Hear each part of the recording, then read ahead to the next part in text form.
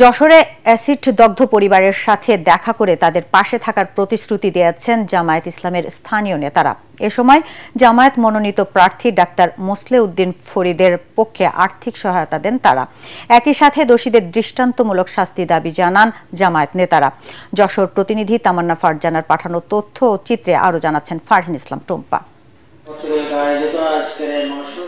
বিয়ের প্রস্তাবে রাজি না হওয়ায় গত ৩ জুলাই রাতে যশোরের ঝিকরগাছা উপজেলার গদখালী মঠবাড়ি গ্রামের ভাড়াটিয়া জসিম ও তার সহযোগীরা একই এলাকার জামাত হোসেনের স্ত্রী রাহেলা বেগম, মেয়ে রিপা খাতুন এবং রিপার ভাই ইয়ানুরের ওপর অ্যাসিড নিক্ষেপ করে পালিয়ে যায়।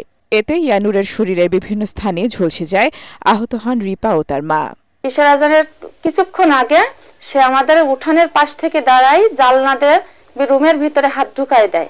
আনার পরে অ্যাসিডটা ভিতরে ছুঁড়ে মারে। সেই অ্যাসিডটুকু আমার ডান পায়ে পড়ার পরে রুমের ভিতরে ভাইয়ের যে বই খাতাগুলো বাকি জিনিসগুলো ছিল সেগুলো মনে করেন ধোঁয়ায় তৈরি হয়ে গেছে রুমের ভিতরে। কঠিন বিচার হয়, আমরা এটা চাই। আর এরকম যেন এই অ্যাসিড দুর্ঘটনা যেন আমাদের বাসাতে না হয়, কোনো বাংলায় যেন না হয়। অ্যাসিড দগ্ধ পরিবারের সাথে দেখা করেছেন ঝিকরগাছা জামায়াতে ইসলামীর নেতারা।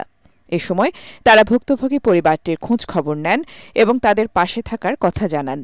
ঝিকরগাছা চৌগাছা আসনের জামায়াত মনোনীত প্রার্থী ডাক্তার মোসলেউদ্দিন ফরিদের পক্ষে ইয়ানুরের চিকিৎসার জন্য আর্থিক সহায়তা দেন তারা। দাবি জানান দোষীদের দৃষ্টান্তমূলক শাস্তির।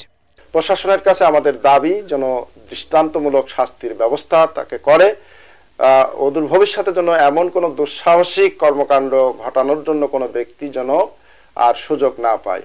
অ্যাসিড নিক্ষেপের ঘটনায় অভিযুক্ত জসিমকে গ্রেপ্তার করেছে পুলিশ, তবে সহযোগীরা এখনো পলাতক।